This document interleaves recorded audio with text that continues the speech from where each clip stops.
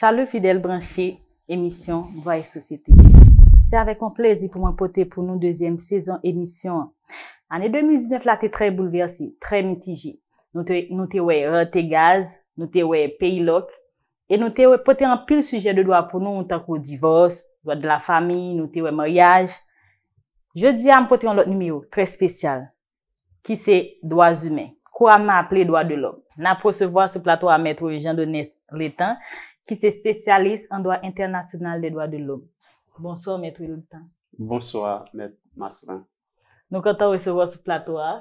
Moi-même tout, moi vraiment content pour me répondre avec invitation ça dans la fameuse émission Droit et Société. Maître Létan, parlez-nous rapidement de vous, de études, tout ça. Je suis maître Jean-Denis Létan, avocat collaborateur au Bureau des droits humains en Haïti. Je suis spécialiste en droit international des droits de l'homme, diplômé de l'Université catholique Louvain et Saint-Louis-Bruxelles en Belgique.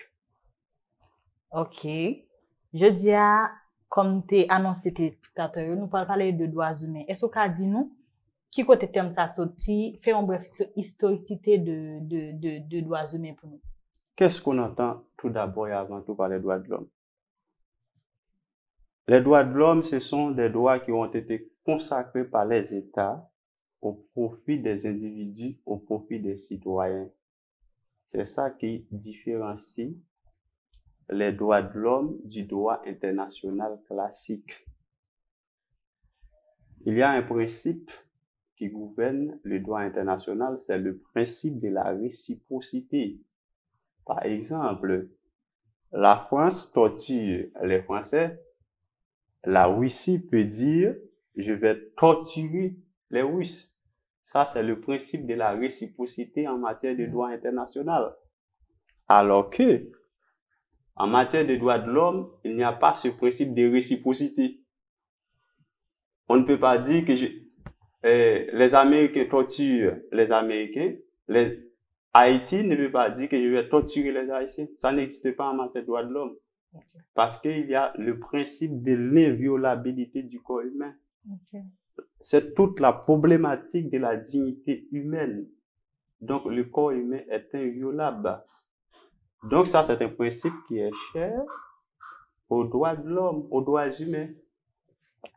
Mais pour nous tourner dans sa nouvelle historicité question de droit moun, son histoire qui datait de 1789.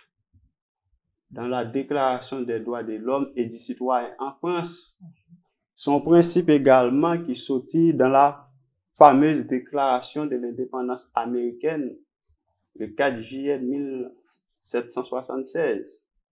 Donc, question de droit moun, à cette époque, c'est une question qui était au niveau national, au niveau des États. En 1789, de 1789 jusqu'à 1945. Au lendemain de la Deuxième Guerre mondiale, dans le cadre des Nations Unies, les États existants à l'époque, parce que dans la période ça, pas bien tout État ça, ils ont décidé d'adopter une déclaration. Et cette fameuse déclaration, c'est la Déclaration universelle des droits de l'homme et du citoyen. Depuis lors, dans le cadre de déclaration ça, il est divisé en deux grandes parties.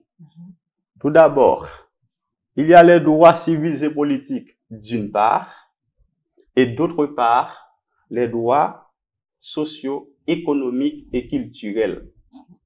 Dans le cadre de la Déclaration universelle des droits de l'homme. Mais une déclaration reste une déclaration. Je ne peux pas aller au tribunal pour dire que je vais invoquer la Déclaration universelle des droits de l'homme, ça n'a pas de sens. Parce que c'est une déclaration. C'est pourquoi les États en 1966 ont décidé de scinder, de diviser la Déclaration universelle des droits de l'homme en deux pactes. Contraignants cette fois-ci. Contraignants. J'ai bien dit. Il y avait tout d'abord le pacte international relatif aux droits civils et politiques, et d'autre part, le pacte international relatif aux droits économiques, sociaux et culturels. C'est là commence vraiment l'histoire du droit international des droits de l'homme que nous connaissons aujourd'hui, que nous sommes en train d'étudier au niveau des universités, que nous sommes en train de faire valoir au niveau des tribunaux et des juridictions de la République, et pourquoi pas les juridictions internationales. Donc, c'est ça, l'histoire des droits de l'homme. Et puis ensuite, dans le cadre des Nations Unies, on a décidé, mis à part les deux pactes, d'adopter des conventions catégorielles. J'ai bien dit, des conventions catégorielles. Ces conventions-là sont dédiées à des catégories bien spécifiques. Okay. Par exemple, les femmes. Les femmes. Il y a la Convention des Nations Unies relative aux droits des femmes. Les enfants. Il y a la Convention des Nations Unies relative aux droits des enfants. Les personnes handicapées, pourquoi pas? Il y a la Convention des Nations Unies relative aux droits des personnes handicapées, pour ne citer que celle-là. Mais il y a d'autres conventions catégorielles qui ont été adoptées dans le cadre des Nations Unies. En gros, c'est ça les droits de l'homme, mais au-delà de cette division, on a décidé de faire une catégorisation classique des droits humains. Il y a tout d'abord la première génération des droits de l'homme, comme je viens de souligner tantôt, ce sont les droits civils et politiques. Par exemple, la liberté d'expression, la liberté d'opinion, la liberté de manifester, par exemple, ce sont des droits de la première génération. Mais les droits de la deuxième génération, c'est toute la problématique des droits sociaux, des droits économiques, des droits culturels. Par exemple, le droit à l'éducation, le droit à la sécurité sociale, le droit au logement, le droit à la santé. Ça, ce sont des droits vraiment de la deuxième génération des droits humains, de la deuxième génération des droits de l'homme. Mais il y a aussi, bien évidemment, une troisième catégorisation qu'on appelle, par exemple, le droit à l'environnement sain, le droit à la solidarité, tu vois, le droit au développement. Ce sont des droits de la troisième génération des droits de l'homme.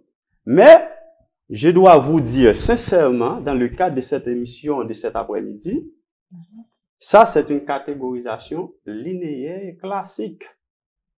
Mais en réalité, les droits de l'homme, ou du moins les droits humains, sont tous interdépendants et indivisibles. Et universels aussi. Bien. Pour nous pas trop qu'on fait une confusion dans tête des spectateurs, tantôt on dit droits humains, tantôt on dit droits de l'homme. Est-ce que c'est pas une bagarre ou du moins est-ce que nous qu'à dire et pour qui ça? Moi je vous remercie en pile pour question. Hein? Quand on parle des droits de l'homme, quand on parle des droits humains, à mon avis c'est du pareil au même. Mais comme ces jours-ci, il y a une montée spectaculaire des mouvements féministes à travers le monde, les femmes revendiquent de plus en plus les droits par rapport à cette nomination des droits de l'homme. Les femmes trouvent que c'est trop sexiste, la nomination des droits de l'homme. C'est pourquoi on vient de préférence avec le concept des droits humains. Mais en réalité, dans les faits, c'est du pareil au même, c'est la même chose. Il n'y a pas une différenciation de manière catégorique entre les droits humains et les droits de l'homme. C'est la même chose. Ok. Merci, Maître Jean Létan. On parle observer, première pause, nous, restez des nôtres. Non, c'est Christine Soufra Intime, c'est fondatrice Haïti Tech Summit, nous dans Télémix, et puis nous toutes là. Télémix.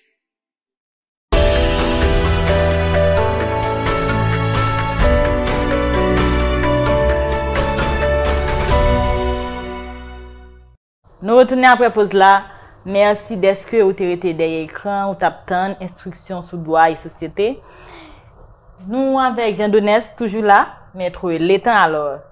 Nous pourrons poser une question sur la situation pays d'Haïti. Est-ce que d'après vous, Maître Létan, droits humains en Haïti respectés? Si oui, pourquoi? Sinon, pourquoi? Merci pour votre question, Maître Marcelin. Est-ce que les droits de l'homme ou encore les droits humains sont respectés en Haïti? C'est ça votre question, n'est-ce pas? Exact. Ouais. Donc, à mon avis, les droits humains ne sont pas respectés en Haïti. Pourquoi? Tout d'abord, pas gagner ça relève une volonté étatique pour question droits humains respectés en Haïti. Parce que tout d'abord, question qui vient pour avec respect droit moun, sont responsabilités qui incombent tout d'abord et avant tout aux États. Pas seulement en Haïti, mais à travers le monde, c'est comme ça fonctionne. Et les droits de l'homme. Si l'État pas une politique, pas une velléité manifeste pour les respecter question droits moun, à ce moment-là, même des acteurs privés, des agents privés capables de décider à violer les droits moun, parce que nous vivons vraiment dans une situation d'impunité. Comme, pas des exemples qui tracent pour condamner des séries de monde, les décident de violer les droits de l'autre monde. À ce moment-là, l'État a pour mission pour lui réprimer tous les délinquants, tous les bandits qui sont capables de décider tout bonnement pour violer, massacrer tout droit monde qui existait, qui ce sont des acquis démocratiques.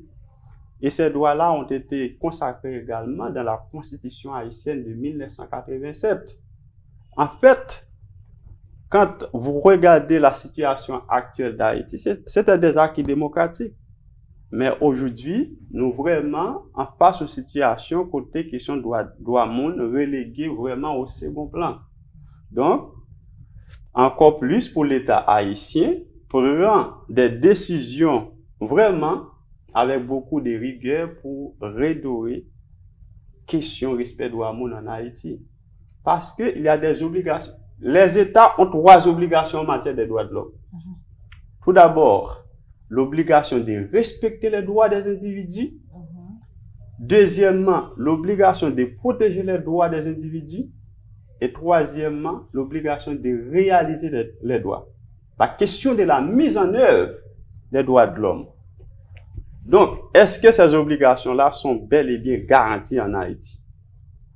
C'est toute la problématique, à mon avis, de cette émission. Excusez-moi, Fonti Campo. Est-ce que Haïti a ratifié un pacte quelconque sur les droits humains? Oui. Bien évidemment, Haïti a ratifié pas mal de textes internationaux en matière des droits de l'homme, parmi lesquels le pacte international relatif aux droits civils et politiques, le pacte international relatif aux droits sociaux, économiques et culturels. Donc, ce sont des textes qui ont été ratifiés par l'État haïtien dans le cadre universel, dans le cadre des Nations Unies, dans le cadre de l'ONU. Mais également sur le plan régional, Haïti a ratifié des textes qui ont rapport avec les droits humains, notamment la Convention américaine relative aux droits de l'homme. Donc, l'État haïtien a ratifié pas mal de textes, mais le problème qu'on constate actuellement en Haïti, c'est que l'État haïtien a pris le malin plaisir de ratifier des textes internationaux pour la consommation de la communauté internationale. Pour dire que bon, l'État haïtien a ratifié pas mal de textes, tel texte, Haïti, c'est bon, en fait, a une bonne image sur le plan international. Mais en réalité, c'est pas vrai. Tout d'abord, les droits de l'homme doivent être respectés au plan national. Et c'est pourquoi je pense que les gens doivent violer sur le plan national, ils ont pour obligation pour épuiser toute voie de recours qui existait sur le plan interne, à défaut par l'État de réparer tort, parce qu'en droit international, pour être beaucoup plus précis en matière de droit international des droits de l'homme, il y a le principe de subsidiarité. Et par exemple, si il y a un étudiant captant de nous là, qui est le principe de subsidiarité?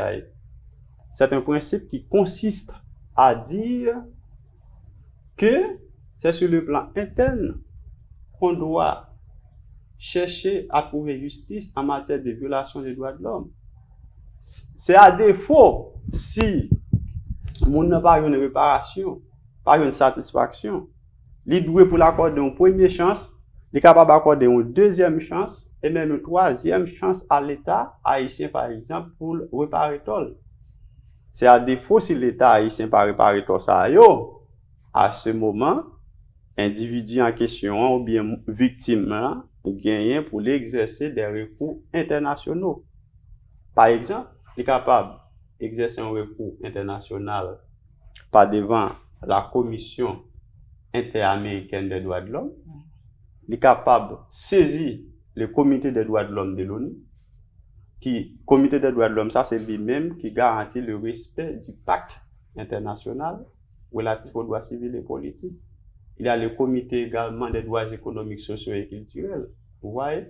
Donc, il y a un ensemble de textes qui ont été ratifiés par l'État haïtien. Mais est-ce que ces textes-là est-ce que l'État haïtien a décidé d'appliquer les textes à eux? Ce sont des textes qui sont applicables. Oui. Les textes sont applicables, mais est-ce que l'État haïtien applique au oui? À noter qu'une fois ratifié, ça crée des obligations. Certainement. Et au même où aller juste dans la question ratification.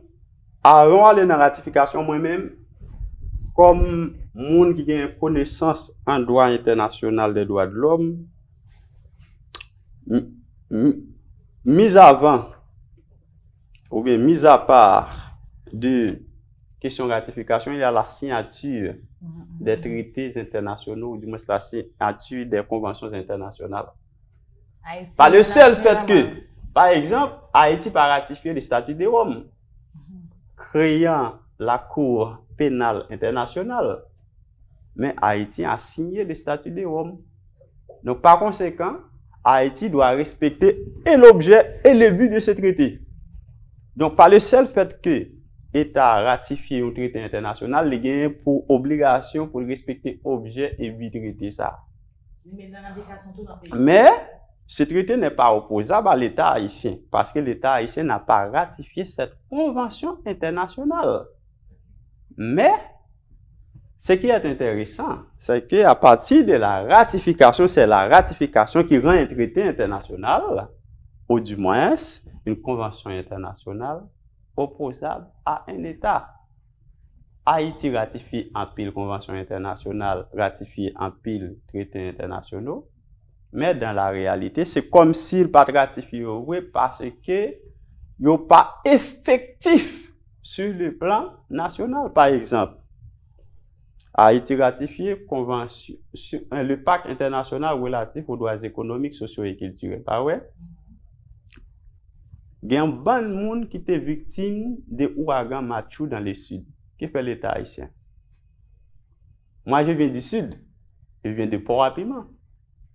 Jusqu'à présent, ces gens-là, ils sont aux abois. L'État haïtien n'a rien fait, ne teste pas. Et des interventions des organisations internationales et encore plus organisations nationales parmi lesquelles, à mon avis, le Bureau des droits humains en Haïti, bureau qui moi travaille là-dedans, me collabore là-dedans comme avocat, qui te fait intervention, par exemple, dans la commune de Port-à-Piment, dans la commune de Chardonnières, pour aider moun yo reconstruire en pile nan kayo. Donc, situation est grave dans des communes ça yo. Donc, Haïti, vraiment, l'État haïtien a ratifié ces conventions, mais est-ce qu'il y a des suivis? Je ne sais plus. Est-ce qu'il existe des voies de recours internes pour les victimes de droits humains en Haïti? Merci pour votre question, Maître Marcelin. Oui, bien évidemment. Il y a un pile voie de recours interne, il y a monde capable d'épuiser avant de saisir une juridiction internationale. Par exemple, le citoyen haïtien qui est victime d'une violation des droits de l'homme en Haïti, il gagne pour aller par devant les tribunaux et cours de la République pour les faire valoir droit. C'est si tribunaux haïtiens yo pas décidé faire valoir droit, faire valoir demande liant, satisfaire demande liant, à ce moment, les capables intenter une action par devant les instances internationales. Parce que tout d'abord, faut dire sincèrement, tous les États veulent soigner leur réputation sur le plan international. Pas aucun État dans le monde, le même État qui est plus dictatorial, dit que tel État a violé les droits de l'homme. Pas un État qui remet ça. Parce que l'État n'est pas capable de fonctionner en autarcie. Un État ne peut pas fonctionner en vase clos. Donc, tout l'État a une permission pour essayer dans quelle mesure il est capable de respecter le droit de l'homme. Et c'est peut-être ça dans le rapport horizontal qui existait dans la question du droit de l'homme, pas rapport entre individus, parce qu'il y a un autre individu capable de décider de violer le droit de l'individu, l'État a une permission pour l'intervenir, pour le dire halt. C'est pas ainsi, on ne peut pas continuer. Hein? Donc, on doit respecter les droits des individus. Donc, pour me répondre à la question là, je dis oui, bien évidemment, il y a des voies de recours internes. C'est peut-être ça que tu as invoqué le fameux principe de subsidiarité. Le principe de subsidiarité, vous me retourner sur lui encore pour les captants de nous là dans le cadre de l'émission, ça, son principe qui dit que si vous êtes victime d'une violation des droits sur le plan international, pour épuiser toute voie de recours qui est capable d'exister sur le plan interne, c'est à défaut de ne pas faire droit à des demande, de ne pas satisfaire des demandes, c'est là ça, l'individu est capable de saisir une juridiction internationale. Mais l'individu sur le plan interne doit donner une première chance à l'État, une deuxième chance et même une troisième chance. Et si l'État vraiment voit une volonté manifeste pour violer les droits de l'homme, pour ne pas respecter les droits de l'homme, c'est à ce moment-là qu'il est capable d'actionner les instances internationales. Oh, ok. Est-ce qu'on a un exemple côté un monde qui était épuisé toute voie interne, il pas un résultat et puis il prend voie internationale? Bon, moi-même, pour ça, je connais la question histoire de droit en Haïti. Je connais un ancien premier ministre Yvon Neptune qui était victime de violations des droits de l'homme en Haïti dans les années 2004, 2005, même 2006, si mémoire n'a pas fait défaut. Il était épuisé toute voie de recours interne. Après ça, il était saisi et dans le cadre régional, la Commission interaméricaine des droits de l'homme, et puis il était une satisfaction, il était condamné l'État haïtien. Ouais, il était condamné l'État haïtien dans le cadre à faire ça. Donc, la Commission interaméricaine est là, le Comité des droits de l'homme des Nations Unies est là, et puis il y a les groupes de travail également qui sont là pour assurer le respect des conventions ou du moins des instruments internationaux des droits de l'homme. Dans le cadre des Nations Unies et dans le cadre régional, il y a la Convention interaméricaine des droits de l'homme, donc l'État haïtien ratifié. Donc, si on est victime d'une violation des droits de l'homme en Haïti, il y a plusieurs instances internationales qui sont capables de saisir. Si pas le saisir la Commission interaméricaine des droits de l'homme, il est capable de saisir le Comité des droits de l'homme des Nations Unies qui est là pour assurer le respect du pacte international relatif aux droits civils et politiques. Donc, c'est ça. Mais moi-même, si m'a conseillé, comme avocat, m'a conseillé une juridiction pour le saisir, les victimes, une juridiction internationale pour le saisir, les épuiser toute voie de recours interne, m'a conseillé la Commission interaméricaine des droits de l'homme. Parce que ou saisir la Commission interaméricaine des droits de l'homme, après ça, la Commission est capable de transférer, déférer à faire ça au niveau de la Cour interaméricaine des droits de l'homme, qui c'est une juridiction vraiment contraignante. Elle dit, les cours interaméricaines des droits de l'homme rendent une décision, l'État a une obligation pour l'exécuter la décision. Alors que, quand c'est le Comité des droits de l'homme des Nations Unies, c'est laissé au bon vouloir des États. Okay. Donc, ce n'est pas tellement contraignant. Vous voyez? Un petit genre réaliste. Puis faut haïtien pas connaît, pas même comprendre ce qu'on dit, genre, co international, co européenne, Ouais, commission des droits de l'homme, etc. Est-ce qu'on a une institution qui la même, qui l'a pour tant de moun yo sans pas demander au corps ou sans pas mettre pression sur eux et cap accompagner eux jusqu'à la fin de la procédure? Est-ce qu'on a une institution même en Haïti pour ça? Parce que moun nan par exemple, les victimes de la saline, si ont besoin de joindre justice, qui sont pas dire l'on pas dire pour la dans cour interaméricaine des droits de l'homme. Pas même comprendre soit dire là, mais est-ce que moun qui connaît OK moun ça pas gain connaissance en la matière, bon m'accompagner. Est-ce que une institution qui l'a bail aide vraiment en Haïti? Très bien. Oui, il y a pas mal d'organisations des droits de l'homme en Haïti qui accompagnent les personnes qui sont vulnérables et qui ont été victimes des violations des droits de l'homme. Par exemple, vous venez de souligner les dossiers de la saline. Au niveau des organisations des droits de l'homme, nous avons produit une demande de mesures conservatoires au niveau de la Commission interaméricaine des droits de l'homme dans le cadre du massacre de la saline, dans le cadre du dossier de la saline. Donc, c'est un dossier, ensemble d'organisations qui travaillent sur le point HR, parmi lesquelles le Bureau des droits humains en Haïti. Et moun sa yo, qui est victime de violation des droits de l'homme, nous considérons comme des gens vulnérables. Dans le cadre de service assistance légale de l'étude stratégique, nous, dans le bureau ça, nous pas réclamer un goût de moun yo. C'est un service totalement gratuit avant, pendant et après. C'est pourquoi nous-mêmes, nous pas même relais moun sa aux clients au niveau du Bureau des droits humains, nous les appelons des bénéficiaires.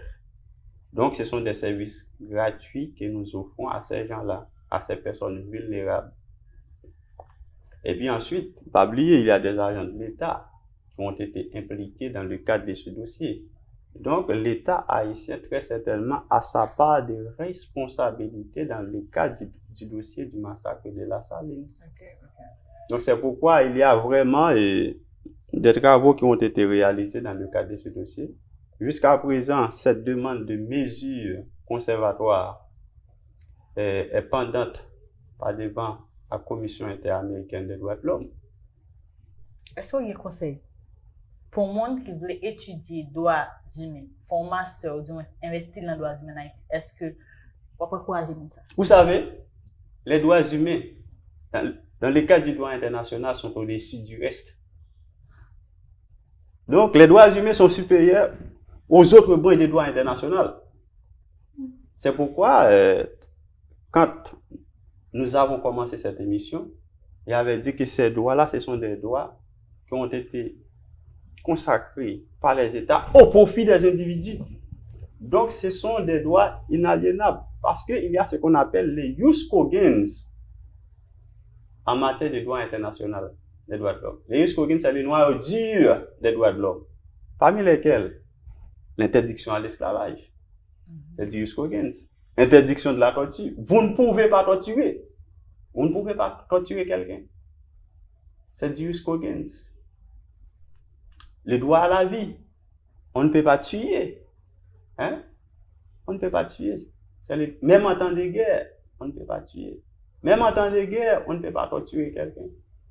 Même en temps de guerre, on ne peut pas réduire quelqu'un en esclavage. Donc, ça, c'est les noyaux durs des droits de l'homme. Donc, est-ce que j'ai des recommandations, du moins des conseils à donner aux étudiants qui voudraient s'immiscer dans les études du droit international des droits de l'homme? Oui, pourquoi pas. Je crois que quand un professionnel des droits de l'homme a défendu un monde qui est victime des droits de l'homme, c'est la défense cause de l'humanité. Pourquoi pas? C'est pas cause du monde. À travers cause du monde, on est capable de défendre cause tout le monde. Donc, il suffit de gagner vraiment des exemples des gens condamnés pour parce qu'ils ont violé les droits de l'homme, ils ont massacré les gens, ils ont violé l'intégrité physique, dignité humaine. Donc, bagaille ça yo, ce sont des choses inacceptables. Nous ne sommes pas capables d'accepter aux gens. Donc, dans l'état actuel des choses en Haïti, nous ne sommes pas capables à tolérer mon a violé les droits de l'homme. C'est peut-être ça, je pense que de nos jours, si vous avez plus de monde, plus étudiants, plus jeunes garçons, jeunes femmes qui décident à étudier la question des droits de l'homme. En réalité, tous les droits de l'homme sont liés, sont interdépendants et indivisibles. N'a propose, n'a tenu à l'heure. Merci de ce que vous avez été branché. C'était avec un pile plaisir que nous te recevoir jeudi à Maître Létan. Maître Létan, un mot de la fin. Un dernier conseil, un petit commentaire juste pour les téléspectateurs. Sous question d'oiseau, bien sûr. D'abord, c'est à moi de vous remercier de cette invitation. Je suis très content de pouvoir participer à l'émission de cet après-midi. Mon dernier conseil, c'est que je conseille, ou bien je suggérerais à l'État haïtien de respecter, de protéger et de faire des efforts pour la mise en œuvre des droits de l'homme en Haïti. Merci, Maître Masselin. Merci, Maître Létan. Merci à vous-même, téléspectateurs, qui sont toujours là, qui toujours à suivre droit et société pour apprendre de jour en jour ça qui a passé ou tout ça nous pas connaît déjà sous droit. Toujours garder droit et société sous application Télémix là. Nous sous Télé Haïti Kounia sous chaîne 77. N'a encouragé à suivre émission 1 sur télévision 1 pour gagner plus connaissance sous droit. Merci de ce côté là avec nous aujourd'hui.